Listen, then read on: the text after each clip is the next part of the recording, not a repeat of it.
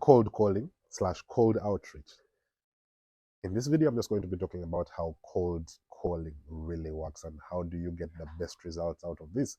This is part 2 of my segment of the 6 ways to acquire customers. So if you'd like to check the rest out, check out my profile. It has all the 6 and in detail. So like I said, in this video, we're just going to talk about how do you get the best success out of cold calling. And in order to get this best success, there are only 3 steps that you need to follow. Step number 1 is come up with the lists that you need to call. The best way to do this is these 2 ways. Either you could go into Google and get contact details of literally everyone. Search for the industry and say, maybe I'm looking for NGOs in Uganda. What this would do is it brings you the list of all the possible NGOs within that country.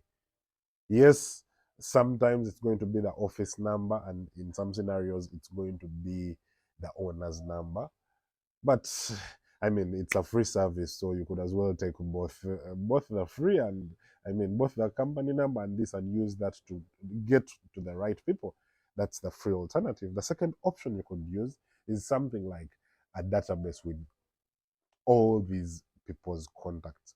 As an example, if you use the Monkey Pesa prospecting tool, a link is right here. It provides a database of all the different companies across Africa, who their decision makers are, what their emails are, what their phone numbers are. So the first thing you need to solve for you and your team is make sure you have a place, a central place where you can continuously get numbers. That will prevent the situation of waking up in the morning and saying, where are we going to begin from today? That's what problem number 1 is. Now, the second thing you need to work on is come up with a template. Come up with a template of how you're going to call or how you're going to email. It's important to actually have variations, have like 1, 2, 3 variations where you're going to test. So as an example, what most people do in in so many contexts, I receive phone calls all the time, and what the normal salesperson does is they say, you know what, I'm so and so. As an example, I'm Kenneth from such and such a company. I wanted to talk to you about this, that. So what they are doing is they're not giving me the chance to talk. All they are doing is trying to sell to me. And one thing I have learned about sales, sales, people do not like being sold to.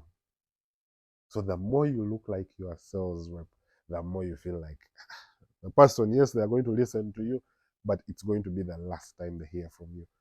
As a personal recommendation, here is how I recommend you do this. The first thing you need to do, of course, introduce yourself, get started, settle down. Uh, if possible, don't even talk about the company. First, introduce and say, you know what, hi, I'm Kenneth. Let this person talk more. Get to understand, talk more about the problem area. As an example, we sell a CRM software. The first question I always ask is, tell me what are some of the challenges you face within your sales. The person is going to tell you, they are going to tell you, you know what, we even fired our last sales rep, he was not delivering results. So just by you trying to relate with their problem, it's giving you the ammo you need to sell to them. You get it? Now, the most important thing is, yes, talk about this problem, get them to talk more, then value propose your solution as something that would help them take care of that problem. You would end up getting a whole lot better results than this. Come up with this as a template. Make sure your whole team actually rehearses all of this. Do you know what? This is how we go about our sales process. Phase number 1 is we ask about the problem area. If the person is not of course, forthcoming, we can even propose some of these problems. So, do you face any of these challenges? Listen.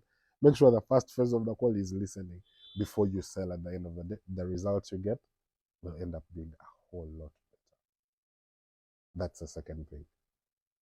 The third thing you need to understand, which is the final thing and the most important, is cold outreach is a volume game.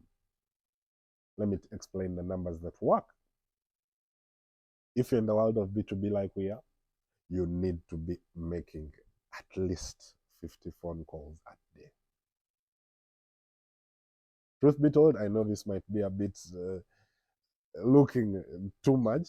So say you're getting started, I would recommend say you can start from 20, but with the target of pushing this number from 50. Why is this? Is because you tend to convert only about 5 to 10% of the people that you initiate these sales conversations with and follow up with. Now, if you're having, say, 5 conversations, 10% of 5 conversations is too small a number that you're not going to convert anyone. The only way it works is if you have the sheer volume that, yes, I'm talking to 50 people today, 50 people. By the end of the week, I've talked to 250 people. Of these 250 people, I anticipate I'm going to have 20 that have given me some money from just that sheer volume. That is what enables you to succeed. And for the people that choose to do email, the first thing you need to understand is so many Africans do not open their emails at all. Meaning, for you to even stand a chance of success, you're going to need to send at least 2,000 emails a day. You're not going to be able to manually do that. Just literally use platforms like the Monkey Tessa CRM, upload a list of all those emails, and it will automatically keep sending everyone on your behalf. Otherwise, you're never going to manage that sheer volume. Even within the email, here's how to succeed in there. Get straight to the point. Talk about the problem. Ask the person for a simple yes or no. That, like I said, people's email culture is not really good, and in most scenarios, they'll end up just ignoring. Of all the 2,000 emails you send a day, only about 200 people will open them. On average, if you're doing really well, you'll get about at most 500 people opening. And of all those, you should also anticipate only about 5 to 10% are going to be interested. And of that percentage, very few of them, of the 2,000, you might have about 3 or 4 that are responding. So understand that when it comes to cold outreach, it's simply a volume game. Optimize everything for volume. And after you have put all this together, at the end of the day, just have a simple report where you're tracking, because you're going to have so many conversations that by day number 5, you would have forgotten what you talked about on day number 1, and you forgot what the next call to action is. So that's where you would need our CRM software. Don't forget, the Monkey Tessa CRM software is the best. And most importantly, if you're looking for a way of supporting me, which you should be, by the way, I would recommend you check out the Monkey Tessa Sales AI. This is an AI that sells on your behalf. It's a game changer. The results that we're seeing from people that are using this so far are impeccable. Meaning, just the other day, someone woke up and told me they had received 800 message requests. Now, the problem seems to be I need people to sell to, but now to rather, how do I manage all these 800 people who are reaching out to me and need our services? So, yes, I'll leave more details here, but feel free to reach out to me on how this can be of help. Bye bye.